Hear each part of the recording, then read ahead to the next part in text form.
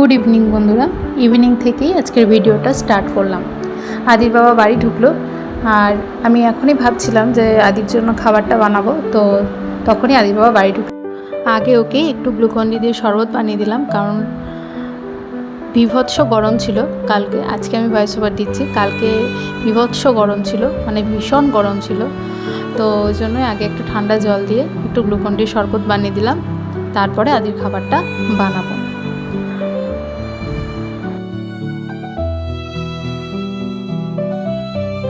এরপর আদির খাবারটা বানাবো। তো লাস্ট যে আদির একটু শরীরটা খারাপ হলো, তারপর থেকে কিছুতেই আদি কলাটা খাচ্ছে না, কোনোভাবেই কোনো কলাই খাচ্ছে না। অর্থাৎ চাপা কলাই হোক, কাঁঠালি কলাই হোক, সিঙ্গাপুরি হোক, কোনো ধরনের কোনো কলাই যেন ও একদম যেন সহ্যই করতে পারছে না, এরকম একটা বিহেভ করছে। তো তাই জন্য আজকে ভাবলাম একটু অন্যভাবে ওকে খাওয়ানোর চেষ্টা করি। তো এটা ছিল চাপা কলা, খুব ছোট ছোট, তাই দুটো নিয়ে নিয়েছি।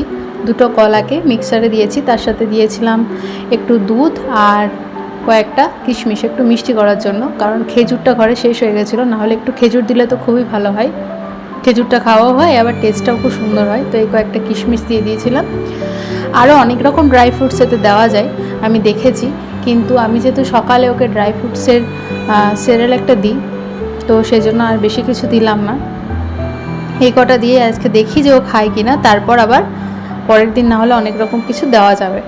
তো বন্ধুরা, বানিয়েছিলাম তো খুব আগ্রহ নিয়ে, খেতেও খুব সুন্দর হয়েছিল, কারণ আদির যে কোনো খাবারে আমি প্রথমে একটু টেস্ট করি, খেতেও খুবই সুন্দর হয়েছিল, বেশ মিষ্টি মিষ্টি ভালোই লাগছিলো খেতে। কিন্তু জানি না কেন তবুও আদি একটুও খায়নি, মানে খাওয়াতেই পারছিলাম না ওকে কিছুতেই।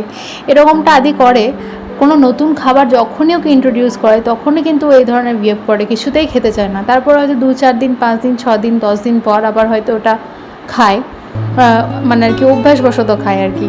তো প্রথমে যখন যে কোনো নতুন খাবারই ওকে দিই না কেন, ওর খাবার, ওর বাটি আর চামচটা যখন ও বুঝতে পেরে যায় যে এটা ওর খাবার, ও আর কিছুতেই খাবে না।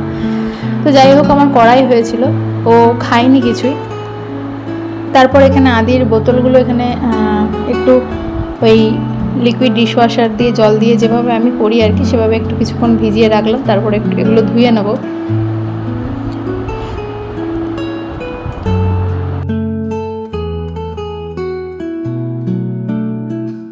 এই প্লাস্টিকের বোতলগুলো আর ভাবছি ইউজ করব না, কেননা একটা তো নতুন বোতলের কেনাই হয়েছে, আর এই স্টিলের বোতলটা এবার থেকে ইউজ করব।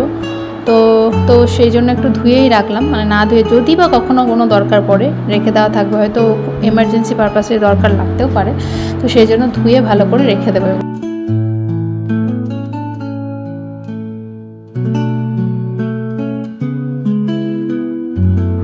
আর দিন দিন কেমন যেন একটা হয়ে যাচ্ছি, ক্যামেরার সামনে আর কিছুতেই আসতে ইচ্ছে করছে না। এইভাবেই মনে হচ্ছে ভিডিও করি, কিন্তু নিজে কথা বলে যে একটা কয়েকদিন ভিডিও করছিলাম, সেটা আর হচ্ছে না। এইভাবে শুধু কাজই দেখাচ্ছি আর ভয়েস ওভার দিচ্ছি, এটাতেই এখন যেন বেশি কমফোর্টেবল লাগছে। তো এইভাবেই এখন যতদিন ইচ্ছে হচ্ছে সেভাবে করি, তারপর আবার যখন ইচ্ছা হবে ক্যামেরাটা খুলে আবার বকবক করতে শুরু করে দেবো।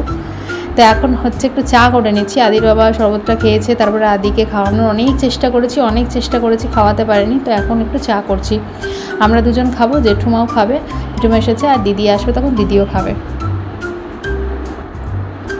চা করার সময় দুধ, জল, চিনি, চা প্রত্যেকটার আমার একটা মাপ থাকে বন্ধুরা, মানে আমি যদি কাপে করে জলটা না দিই তাহলে আমি ঠিক মতো চিনি, চায়ের মাপটা বুঝতে পারি না, মানে আমার কাপ ধরেই একটা মাপ হয়ে গেছে।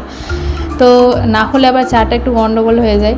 আর চাটা বেশ আমরা খুব মানে জুত করে খাই আর কি। মিষ্টি একটু বেশি হয়ে গেলে, খুব একটা কম হলে একটু চলে যাবে, কিন্তু খুব মিষ্টি হয়ে গেলে আর খেতে পারি না। তো এই জন্য আর একটু লিকারটা, অর্থাৎ একটু কড়া চা খাই আমরা, সেজন্য চাটা বেশ একটু মাপ করেই সবসময় করার চেষ্টা করি। এমনি যদি প্লেন জল দিয়ে দিই বোতল থেকে, তাহলে আমি আর চা চিনির মাপটা ঠিক মতো বুঝতে পারি না।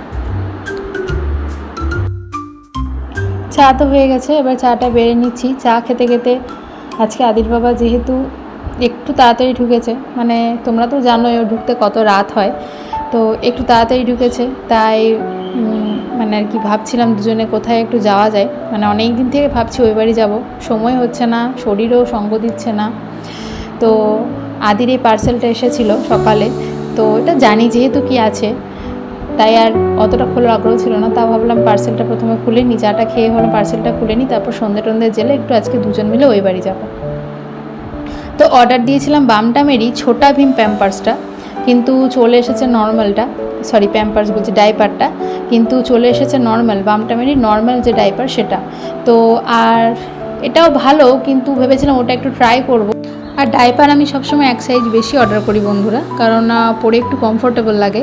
মাঝে মাঝে যদিও লিক হয়ে যায় এক সাইজ বড় নেওয়ার জন্য, কিন্তু তবু ওটাই আমাকে বেস্ট লাগে। আর এখানে দুজন মিলে চলে যাচ্ছি ওই বাড়ি।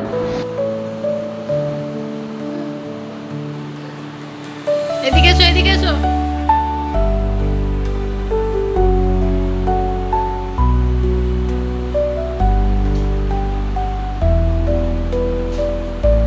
এদিকে নিয়ে আয় তো, কিনলি, এদিকে নিয়ে আয়,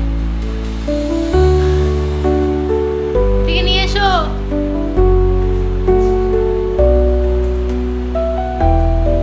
বাবু এদিকে নিয়ে এসো বাবা, বাবার ঘড়িটা খারাপ হয়ে যাবে বেটা।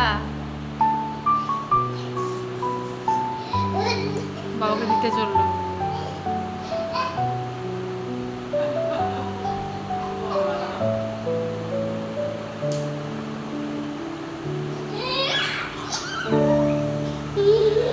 আবার চলো, এবার কি নিতে পারে আবার?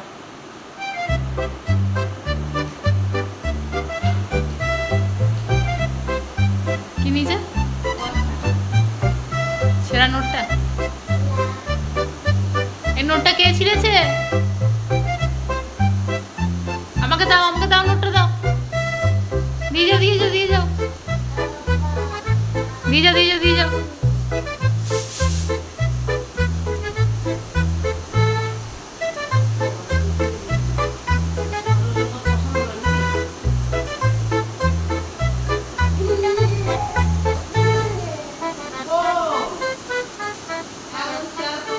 একটা গান শুনি দাও, একটা গান শুনি দাও।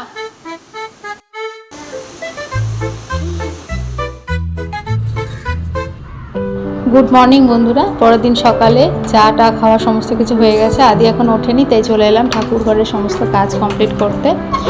সকালে উঠেই ঠাকুর ঘর কাজটা, মানে ঠাকুর ঘরের পরিষ্কার পরিচ্ছন্নতা, বাসি বাসনগুলো মাজা, এগুলো হয়ে থাকলে না আমার মনটা বেশ ভালো থাকে। তো সেই জন্য আর কি সকালে উঠেই, আদি যদি না ওঠে তো চলে আসি উপরে ঠাকুর ঘরে, মানে ব্রাশ ট্রাশ করে চাটা খেয়ে কোনো দিন আসি, কোনো দিন আবার আদির বাবা যদি নাও ওঠে, মানে আদির বাবা দুজনেই যদি ঘুমায়, তাহলে আমি একদম ঘুম থেকে উঠে ব্রাশ করে বা মানে বাসি কাপড়টা ছেড়ে ভালো কাঁচা কাপড় জামা পরে চলে আসি উপরে।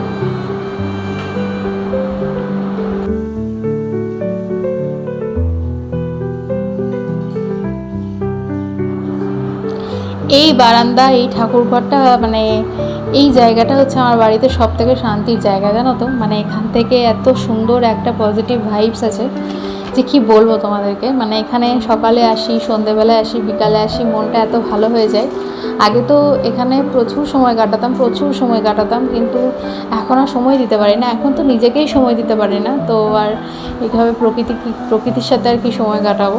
মানে একটা সময় ছিল যখন এখানে আমি প্রচুর সময় কাটিয়েছি। তো আবার হয়তো হবে, আদি একটু বড় হয়ে গেলে ওকে নিয়েই হয়তো এখানে এসে একটু বসতে পারবো।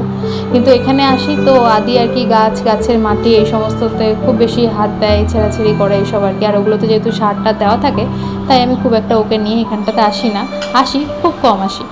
ও এখানে আসতে খুব পছন্দ করে, কিন্তু ওই সমস্ত কিছু করে বলে আমি খুব একটা নিয়ে আসি না। আর নিয়ে এলেও সবসময় চোখে চোখে রাখতে হয়। তো এখানে এত, মানে এই জায়গাটা হচ্ছে তোমার আলোতে ভর্তি, বাতাসে ভর্তি, মানে যেটাকে বলে একটা স্বাস্থ্যকর পরিবেশ। মানে বাড়ির সব থেকে মানে পজিটিভ এরিয়া যদি বলো, তাহলে এই জায়গাটা আমার মনে হয় আর কি।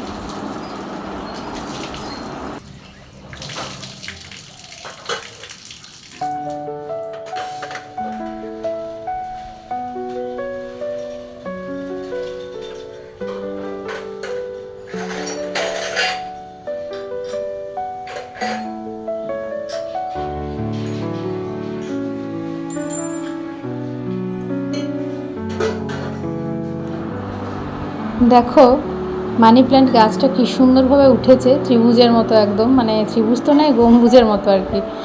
তো আদির বাবা খুব সুন্দর করে ডেকোরেট করেছে গাছটা, খুব ভালো লাগছে। এত ছড়িয়ে ছিটিয়ে ছিল গাছটা যে দেখতে খুব অগোছালো লাগতো, কিন্তু এখন খুব সুন্দর লাগছে। আর এই দেখো আমাদের লঙ্কা জবার গাছটাতে 3টে না 4টে লঙ্কা জবা ধরেছে। তো এর আগে কোনো দিন ফুল ধরা অবস্থায় এই গাছটা দেখিয়েছি নাকি জানি না। আর এটা হচ্ছে মিলি গাছ। এটা আমি মনে হয় প্রথম এই গাছটা এনেছিলাম আমি নিজের হাতে করে কিনে। তো এই গাছটা এখনও আছে, 3 বছর হয়ে গেল। খুব সুন্দর, মানে এই গাছের ফুলগুলো একদম টকটকে লাল হতো, এখন রোদের চোটে এরকম। তো আজকের ভিডিওটা এইটুকুই বন্ধুরা। এটা হচ্ছে আমার স্কুলের গ্রামটা, প্রচণ্ড ঝড় বৃষ্টি। তো আজকের ভিডিওটা যদি কিছু ভালো লেগে থাকে একটা লাইক করে দিয়ে দেখা হচ্ছে নেক্সট একটা ব্লগে। টাটা।